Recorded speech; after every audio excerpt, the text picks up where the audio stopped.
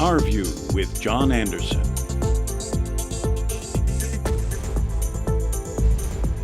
Once again, the effort to get the U.S. government to approve some kind of reparations for Guamanians who were brutally treated during Japan's occupation of Guam in World War II has come to naught. Delegates going back to Tony Wanpat and Ben Blas have been trying to get this war reparations in some fashion for Guam's victims without much success. Madeleine Bordallo came close a couple of years ago when some compensation was offered only to the direct victims of Japanese brutality. But after consulting with the surviving victims and their progeny, she went back to Washington and turned down the partial funding. Now, the latest effort to fund through money that Guam's government would get anyway, Section 30 money, has been removed from the Defense Department budget. Our view is that we should stop trying to get these compensation bills passed. Our current delegate, Madeleine Bordallo, seems to agree.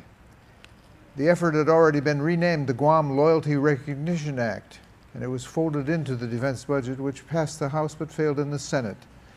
Bitterly disappointed, Bordallo apparently is now attempting to get at least some compensation for some of those Monamco who still survive before they pass on.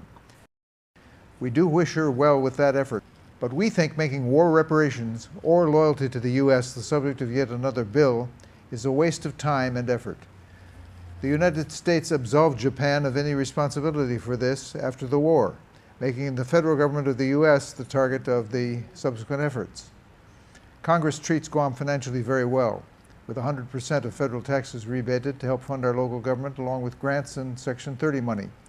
The Loyalty Recognition Act was to be funded by additional Section 30 money, which should have resolved any budget objections at the federal level, but they remained. Now, we think our next delegate, whether it's Madeleine Bordallo or somebody else, should stop pursuing federal funding for this measure or making it our top legislative objective, because it's just not going to happen. Our View represents the editorial opinion of the Pacific News Center.